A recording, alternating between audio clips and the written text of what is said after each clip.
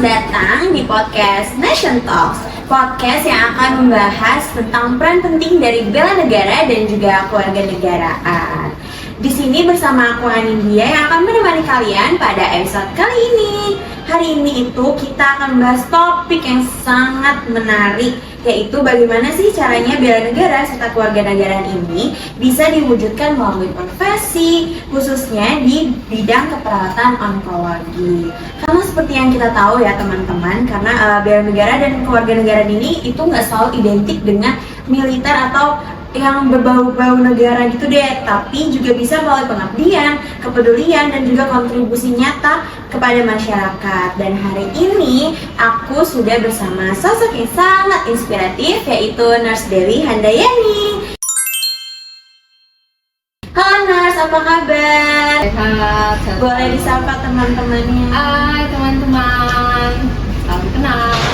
Oke Nurse, di sini aku mungkin mau coba untuk ngobrol-ngobrol sedikit nih Nurse. Dari teman-teman keperawatan OPN Jakarta khususnya, ada beberapa pertanyaan yang mereka ingin sekali tahu dari Nurse. Kalau boleh tahu nih Nurse dulu nih, cita-cita kecil Nurse ini emang mau jadi perawat atau mau jadi profesi yang lain? Awal ya, waktu kecil karena orang tua saya sebetulnya tidak di kesehatan, tetapi kakaknya ibu saya adalah seorang perawat. Nah dari situlah kebetulan kami itu keluarga pegawai negeri ya, jadi tentunya diarahkan ke hal-hal yang sifatnya setelah lulus harus langsung kerja gitu kan. Nah pada zaman itu tenaga kesehatan adalah yang prospeknya untuk langsung bekerja itu sangat tinggi gitu. Oke, Nas. Nah, kalau boleh tahu nih, Nas ini udah terjun ke dunia kesehatan atau dari kerja, mungkin dari kuliah atau sampai sekarang ini udah berapa tahun? Saya itu lulus dari keperawatan itu D3 ya, di Surabaya, di Rumah Sakit Dr. Sutomo Akper saya itu. Karena itu makanya langsung kerja. Nah, tahun 97 saya diterima di rumah sakit. Dari tahun 97 sampai dengan sekarang saya di dalam. Nah, saat mengambil sarjana keperawatan di tahun 2000, lulus tahun 2009 ya, 2006 masuk ke UI keperawatan, kemudian lulus tahun 2009. Nah disitulah saya jadi S1. Setelahnya saya disekolahkan lagi oleh rumah sakit di tahun 2021, lulus sebagai spesialis keperawatan onkologi. Seperti itu. Jadi kurang lebih udah mengabdi selama 25 tahun ya? Iya, semenjak saya lulus dan sampai sekarang. Boleh ceritain nggak sih Nurse kayak momen pertama kali masuk ke rumah sakit tuh kayak gimana? Karena jujur tadi aku baru pertama kali kayak ke rumah sakit yang khusus rumah sakit salah satu penyakit gitu, so langsung wah ternyata kayak begini ya. Jadi memang rumah sakit itu alhamdulillahnya saya itu bekerja di rumah sakit kekhususan ya. Jadi sudah spesifik terkait dengan cancer. Jadi bukan rumah sakit umum, rumah sakit umum itu seperti RSCM. Jadi waktu pertama kali saya masuk ke sini sebetulnya mentalnya sudah terlatih di waktu keperawatan waktu kuliah. Jadi waktu kuliah itu zamannya saya itu semua hal terkait dengan penyakit kita semua harus tahu ya, dan sudah ada bayangan. Dan dulu itu yang namanya penyakit kanker itu kan ada kekhasannya, adalah bau ya, bau luka kanker yang sangat khas sendiri, itu yang mungkin bikin teman-teman yang baru masuk ke area kerja kanker itu sangat kayaknya nggak kuat deh gitu ya. Tapi lambat laun semakin banyak terkait dengan dressing ya, dressing itu alat dan bahan untuk merawat luka kanker. Jadi bau itu memang salah satu masalah psikologi pasien juga sudah teratasi. Jadi sudah nggak ada lagi bau-bau gitu karena dressingnya sudah semakin baik gitu ya. Jadi menurut Nurse juga itu sangat paling berkesan nih. Iya. Nih Nurse juga ada banyak banget kan kayak perspektif dari orang-orang kalau misalnya perawat itu pembantunya dokter. Nah sebagai Nurse kan sebagai kepala ruangan ICU di rumah sakit ini, gimana sih pendapatnya nurse tentang stigma kayak gini tuh, dan apa beban kerja nyatanya sebenarnya tuh kayak yang sering diremehkan sama orang. Ya. Jadi sebetulnya stigma itu kita sendiri yang membangun ya. Jadi makanya kita tuh sekolah tinggi itu untuk menghapus stigma tersebut. Jadi hal-hal yang paling terlihat kesannya ya seperti pembantu itu mungkin ya ketika dokter sedang visit ke pasien itu kan selalu didampingi kita ya, perawat ya. Padahal kita itu mendampingi dokter bukan karena urusannya ke dokter, tapi menjembatani komunikasi dari pasien ke dokter. Ya kan jaraknya kan sangat jauh ya. Dokter subspesialis, sedangkan pasien mungkin lulusan SMP, SMA gitu kan. Nah, kita hadir di situ untuk mendampingi pasien. Nah, itulah kesannya tampaknya kok ini kayak pembantu ya, padahal bukan. Jadi makanya kita sendiri yang membuat stigma itu.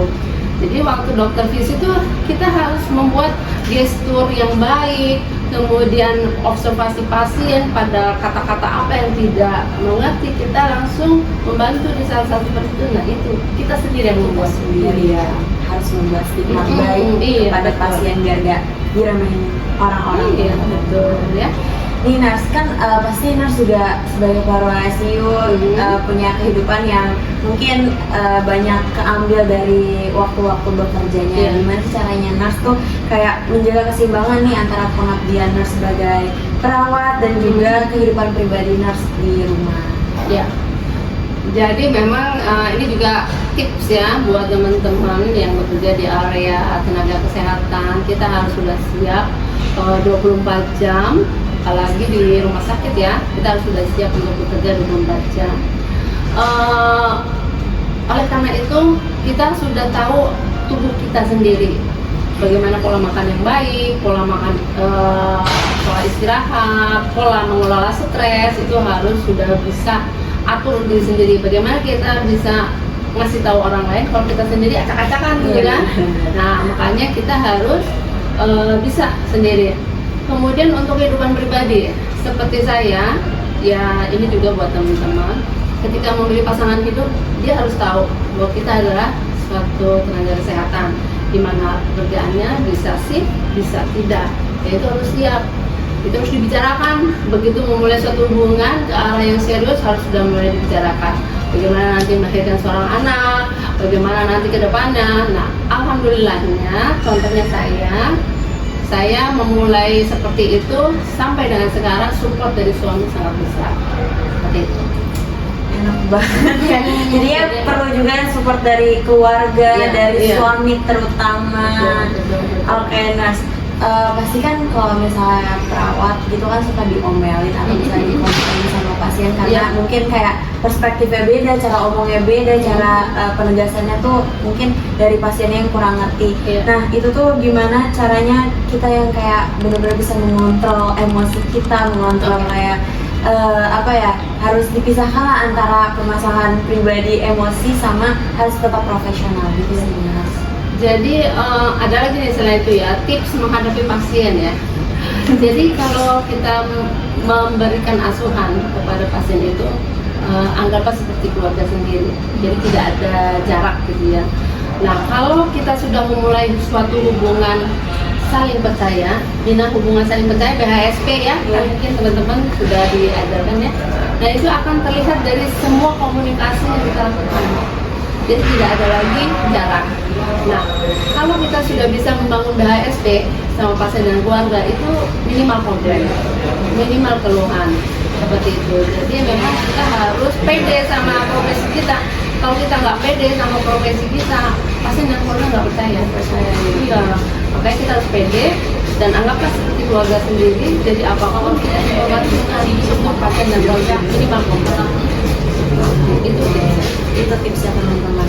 Soalnya banyak nih kayak cerita-cerita dari dosen yang mungkin anak-anak mahasiswa keperawatan tuh kayak takut atau apalagi kan kita membahas matkul keperawatan terapeutik gitu ya, komunikasi terapeutik, dimana kita harus menjaga kontrol emosi, muka wajah, verbal, non verbal segala macamnya itu harus sesuai dengan tahapan-tahapannya. Nah tapi ada juga waktu itu sempat mendengar kalau misalnya udah mau arah-arah pulang itu kadang suka pasien berterima kasih. Itu ada nggak sih nurse pengalaman dimana misalnya seminggu pasien itu kayak komplain terus tapi di akhir-akhir pasiennya juga kayak mengucapkan terima kasih dan membuat nurse tuh kayak merasa menyentuh hati.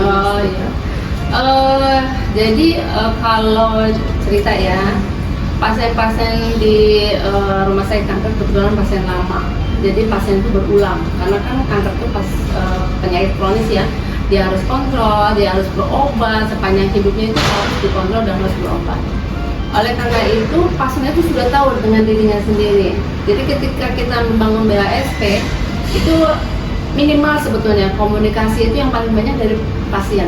Jadi kalau kita merasa sebagai perawat baru ketemu sama pasien kanker itu jangan serta-merta kita jadi so tahu. Kita kesannya wah kita punya ilmu banyak nih, pasien nggak tahu apa-apa dong gitu ya, itu salah. Justru pasien itu memberikan banyak informasi kepada kita. Jadi awal mula kalau ketemu pasien selalu, ibu bagaimana pagi gitu, bagaimana kabarnya, bagaimana lukanya, sudah dirawat, dirawatnya kayak gimana bu? Oh gitu ya bu, oh boleh, nanti kita bantu ya bu. Seperti itu, ucapan-ucapan itu adalah menyapa, kemudian mengatakan bagaimana perasaannya. Ya itu minimal komplainnya kalau semua itu dibangun ya. Iya, minimal komplain. Jadi komunikasi terapeutik yang sangat-sangat penting ya ibu, dan komunikasi dengan pasien dan keluarga ya. Iya, pasien dan keluarga.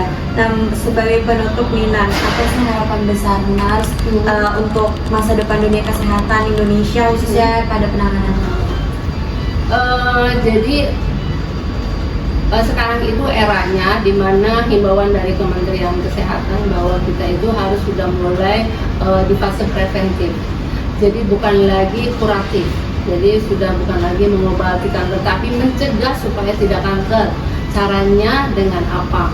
Nah, dengan cara cerdik, singkatan dari Kemenkes, cerdik adalah cek kesehatan berkala. Jadi kalau ada benjolan atau apa, langsung segera ke puskesmas atau rumah sakit terdekat. Kemudian apalagi enyahkan asap rokok. Jadi minimal kalau bisa nggak usah ngerokok atau jauhi orang perokok. Kemudian R, rutin olahraga minimal 30 menit dalam sehari. Teman-teman harus bisa olahraga untuk diri sendiri. Gimana ngajarin orang lain ya kalau ditanya saya. Kemudian D, diet. Jadi diet dengan makanan yang baik, tinggi serat, hindari makanan junk food dan lain-lain. Kemudian cerdik, D, diet. I, kemudian istirahat yang cukup. Istirahat yang cukup itu 8 jam sehari. Terus saya upayakan jam 9 sampai jam 12 adalah tidur malam, karena hormon kesehatan keluar di jam-jam tersebut. Makanya kalau mau begadang setelah jam 12 malam, jam 1 melek lagi boleh. Jadi jangan tidur telat. Nah, gitu harus tidur dulu. Itu I. Ya. Terus K, kelola stres. Kita semua punya masalah, tapi tidak ada masalah yang tidak dapat diselesaikan. Jadi pribadi kita yang menyesuaikan, adaptasi. Kan kita manusia makhluk yang paling tinggi ya, ciptaan dari Tuhan. Itu tipsnya. Itu tipsnya teman-teman. Ternyata tidur penting itu penting banget. Iya, tidur malam itu penting ya. Oke Nars, ada nggak sih Nars pesan untuk teman-teman di sana yang biar punya semangat bela negara atau melalui bidang mereka masing-masing, khususnya kita nih Nars sebagai calon perawat masa depan? Ya, kita sebagai profesi keperawatan sungguh sangat berterima kasih ya kepada pendiri keperawatan di Indonesia ya, karena perawat itu adalah sebuah profesi yang diakui. Sudah ada banyak profesor juga di di profesi keperawatan. Jadi jangan sedih bahwa perawat itu hanya sebagai pembantu, bukan. Jadi kita sendiri yang harus bisa membuat hal itu tidak benar. Jadi tetap semangat, dan tenaga kesehatan itu adalah profesi yang dicari, luas pekerjaannya. Jadi teman-teman harus banget terhadap profesi. Oke, nah Diskusi kita hari ini super duper mencerahkan banget nih. Kita belajar bagaimana sih cara jadi kewarganegaraan yang baik melalui dimulai dari hal kecil, yaitu profesi kita masing-masing. Terima kasih banyak ya Nurse Dewi atas Ya, waktunya sama-sama. dan juga inspirasinya dan juga banyak sekali pengalaman yang diceritakan sama Nurse Dewi. Saya Anindya Hazita Nazila pamit undur diri, sampai jumpa di episode berikutnya.